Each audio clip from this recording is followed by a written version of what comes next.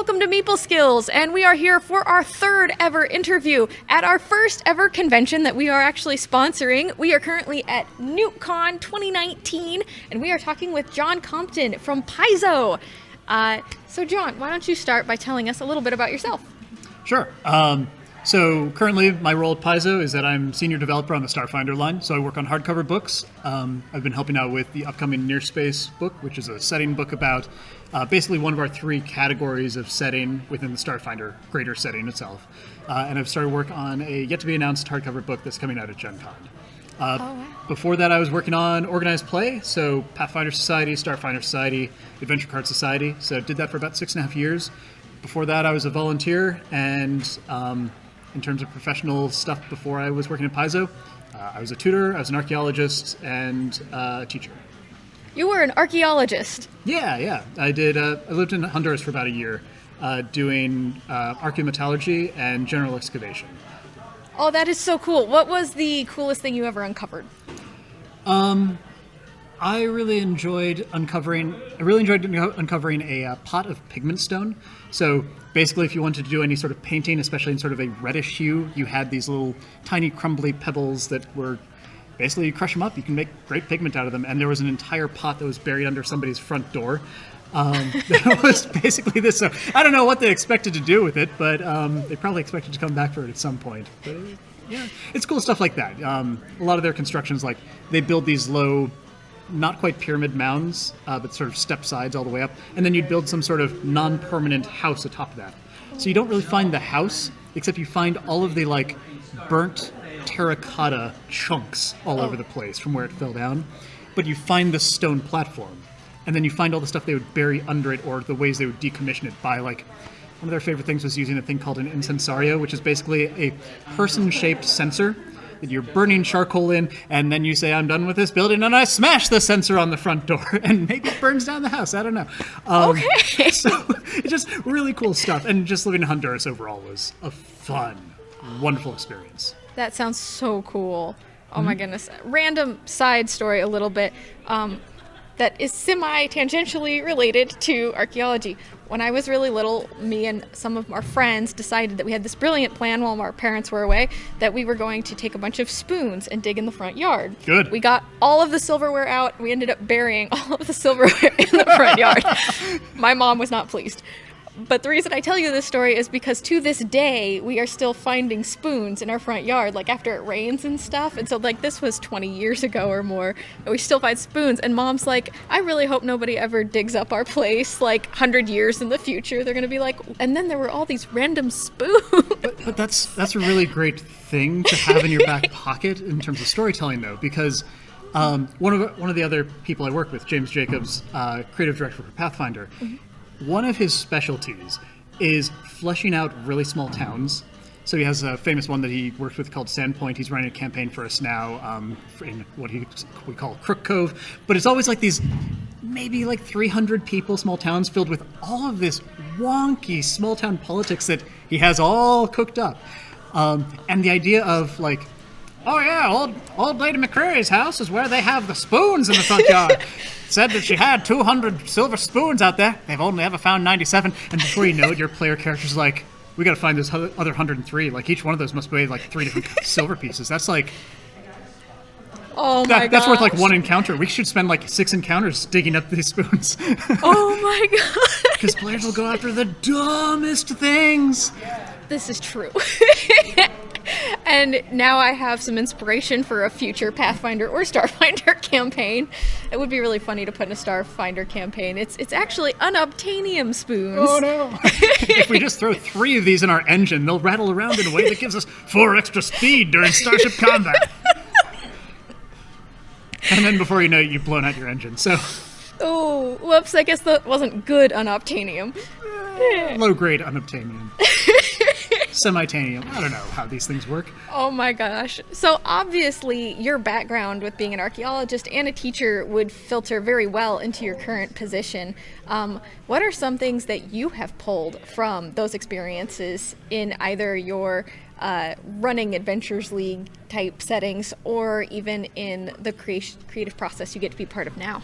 Mm-hmm. So one of the things that got me into Pathfinder Society in the first place, which is how I really learned about Paizo, is that Pathfinder Society is an organized play campaign in which it's basically an international guild of Indiana Joneses. Yes. Because you're adventurers. Of course, you're out there to go find ruins and dig things up and come back with oodles full of gold stuff, like some sort of semi-morally supported conquistador. But basically, the idea is that since the Pathfinder Society is ostensibly doing archaeology, but it's Indiana Jones-ish archaeology, where it's like, punch in door, huh, belongs in a museum, by which I'm never going to sell it, is something that really appeals to me as an archaeologist. And so in the time that I had been leading Pathfinder Society, I pushed more and more for things that more resemble actual archaeology in the scenarios, in part because you don't need to have an Indiana Jones figure to tell a good archaeology story, because archaeology and anthropology, especially in like the early 1900s, late 1800s, was terrifying in the ethical malpractice and assumptions and cultural misunderstandings and all that stuff that turned into all sorts of great, adventure hooks. For example, state-sponsored archaeology, where you have a nation that says, we identify as this past group. So we're going to find all the things that make this past group look awesome and make it seem as though we, the current government, should be in power. That is a thing that happens. It happened a bit in Honduras, where, by and large, many people would kind of look down on the Maya people, but once it came to branding your hotel Maya XYZ, you knew that Maya XYZ brought in the tourist dollars, sort of thing. So we had a scenario in which you're hired by a really skeezy nation to go and basically be the second checkers on an archaeological site. So you could come in as the independent observers and say, absolutely, your state archaeologist found exactly the right things. We approve of your territorial gain, because it's basically in territory that they've stolen, and they want to say, we've always lived here. In the course of the adventure, you play through it and you find that different little clues that it's all been fabricated, because that is a thing that can happen.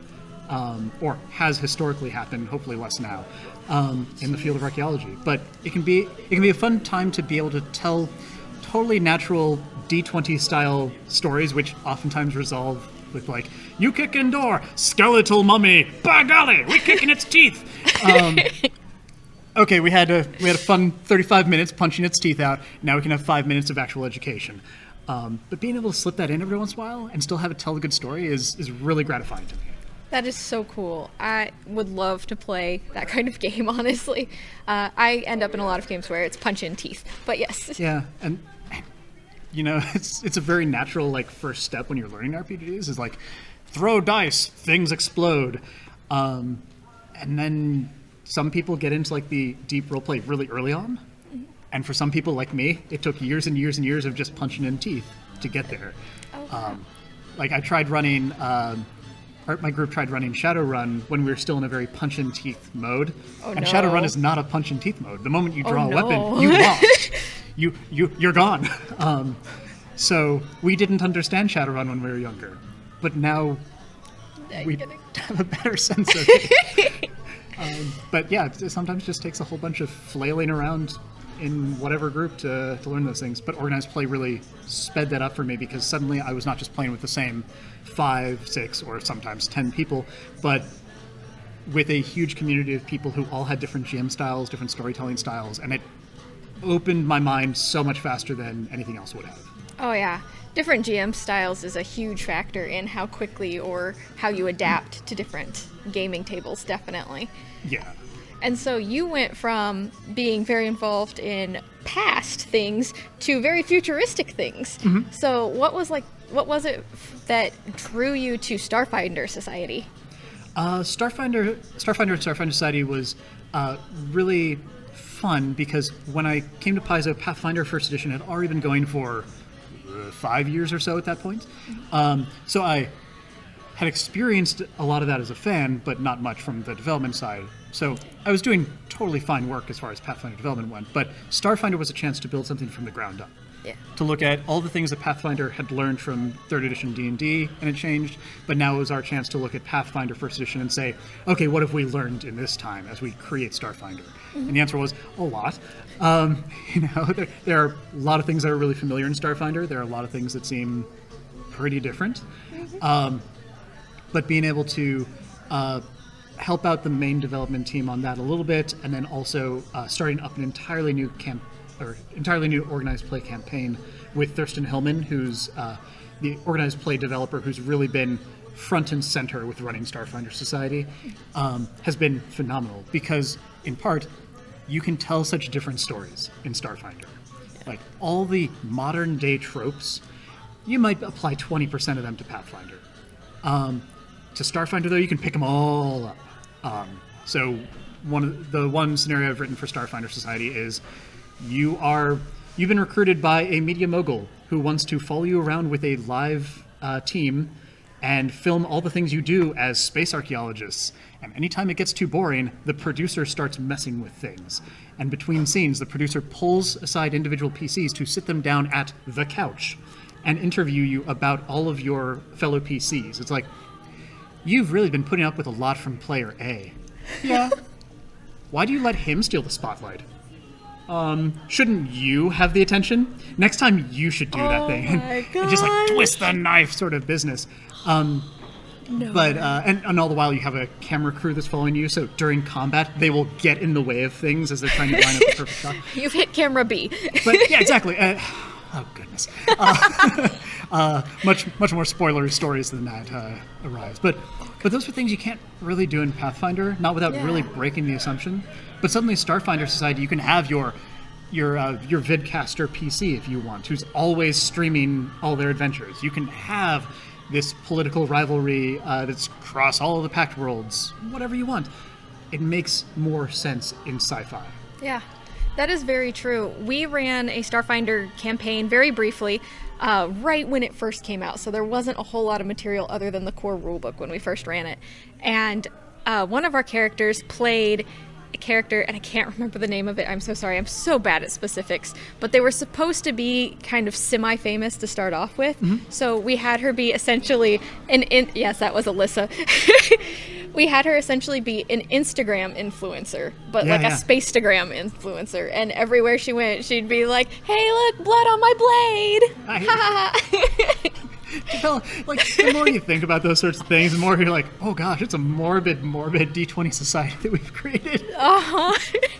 It was great though, because then there was another player in the game who like wanted to be famous, and so he was always being shown up by Instagram influencer. It was great. You should play Starfinder. Wow, these 22 people like what I did. Really? Well, my 2.3 million people think you're dumb. Guess I win. Oh my goodness. But yes, that is fantastic. And I love the idea that you could still bring in like the archaeology standpoint from Starfinder, because now it's like you can go find the things that your Pathfinder characters did thousands of years ago. Yes, and that's been a weird juggling act as far as Pathfinder versus Starfinder goes, because when we first brought out Starfinder and Starfinder Society, a bunch of our Pathfinder Society community was like, okay, well then we'll have like this venture captain whose head is in a jar, Futurama style, right? And we're like, no, we're not, because we want to make sure that Starfinder's its own thing. Mm-hmm. Having the occasional callback, sure, but once everything is just Pathfinder in space, then are you really doing something different? No. Yeah. So Starfinder's been a great opportunity to invent all sorts of new things, and unlike Pathfinder where you have a finite like area, and sure you have other continents beyond that. You could go to another planet if you really wanted to, but mostly Pathfinder's about this chunk o' planet. Starfinder Society, or Starfinder in general, is let's hop in our starship, let's just go that way for 3 months, and then we'll run into a thing. It will be a planet. The GM will put peoples on there. We will Star Trek for a while, and then we will, I don't know, gain a level? I don't know. They Star Trekked? My group didn't Star Trek. They killed everything. What? That's worse. One of the first scenarios that we ever came out with in Starfinder Society, involved going to a planet, finding this never before contacted species, and finding out their deep, terrible secret. And basically it's like, you could tell these people, or Group A, and they would get angry and stomp Group B. You could tell Group B, they would hide it, and then hide under the secret. Or you could tell everybody, and who knows? Or you could tell nobody. And we basically gave the choice to the players at the end. Because we have reporting conditions where every time you report your games, there are also A, B, C, D checkboxes. So it's like, checkbox A, we punched the dude. He'll never talk to us again. Checkbox B, we befriended the dude. All right, cool. And we as developers can look at that data worldwide and say, overall, they punched the dude. So maybe we should do a follow-up where he's angry. But in this case, we were able to look at their research, or at their reporting, and say, oh wow, overwhelmingly, the players saw this quandary and said, we're telling no one. Prime directive, smoke bomb, and then flew off. That's so cool. And a similar sort of reporting data one is one that we published maybe 2 or 3 months ago. We had, about 2 years ago, a scenario in which you go to a place, again, you're this time looking for this lost species. They were once technologically advanced. They have since purposefully set all that aside and just want to be simple farmers to be left alone.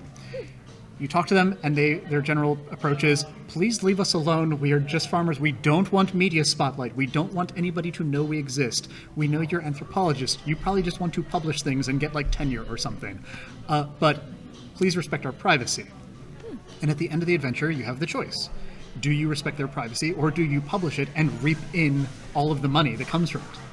And the Chronicle sheet at the end had a reward for if you sold them out. It had nothing if you kept their secret. But we had the reporting data. And so in one of our recent books, Alien Archive 3, that came out just maybe a month, 2 months ago, that species showed up as a playable species. And right before the book came out, we did a post that was real long called Ethical Anthropology on Paizo.com. That is me talking about all of the terrible things anthropologists have historically done, how we set up this scenario in the first place, and how we then went in and we checked the data. And basically, we were going to do, we had this death pact, Thirsty and me, where if the reporting data said they sold out these people, I would do this blog, I would say all the unethical things that anthropology has done and how we try to tell stories about that. And then we would post about how this species will never be a playable species because you sold them out as a group, and they will never respect the Starfinder Society. Congratulations, these 2 pages of this published book are for organized play, forever dead, because of your campaign choices. So we were prepared for those torches and pitchforks. And if they respected the privacy, which we had weighted against based on the rewards, then we were going to do the same lead-in and then say, congratulations, these are always playable now. And we were really delighted. Like, it was 75% respect to the privacy.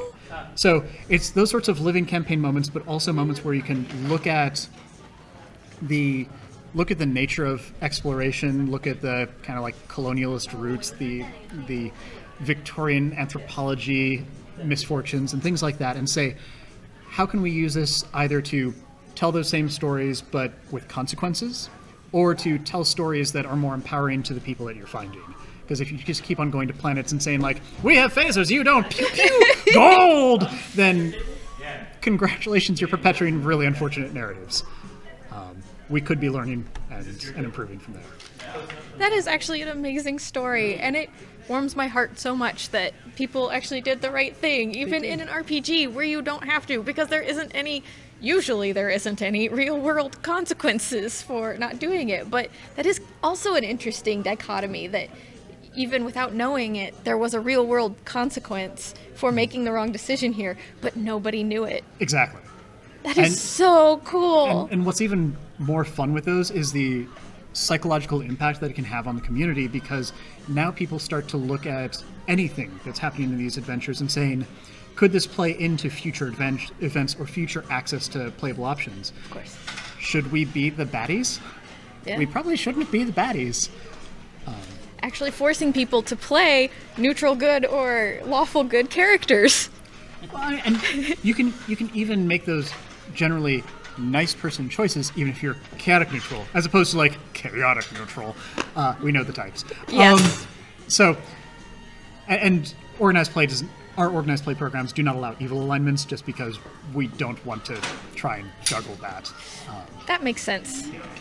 That makes a lot of sense. So one last question for you. If you were a character in Starfinder, what class would you be?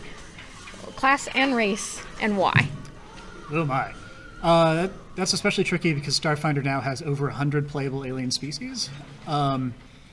And we're about to release some We've got new time. stuff. No, I'm just kidding. And I could probably name 50 of them at this point. You can tell us all the ones that aren't out yet, too, if you want. Actually, there aren't terribly many that Okay. aren't out yet, but are in process. So, I really, having just worked on some of the pre-generated characters for the new character operations manual classes, I'm really excited about the biohacker. Okay. Just the idea of the scientist character who can apply science and get things done is really cool to me, and it's something that I've always wanted more of from those original 7 classes. So Yeah. I'm going to go with biohacker, and beyond that, there are a lot of cool races out there. You know what? Let me just go with Shirin for now. Shirin are a bunch of Really? people. They're fun, telepathic. They're helpful folks. They're community-oriented, but also individualistic. It's a really cool dichotomy, and it's one of the places where the Starfinder creative team, when they were first launching the book, had a lot of fun room to play with, and I think they're really cool. They are really cool. We had one Sheeran in our group too. That was a lot of fun. I always liked the Lashunta personally. Shirin was my first playtest character when they were doing proof of concept stuff in the office. So we're like, all right, build your characters, guys. Like, cool, I'm going to build a Shirin envoy.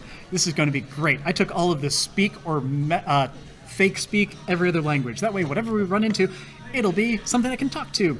Our demo was you're in a plaza, the walls break down, there's a gunfight, no lead in, go. I'm like, oh.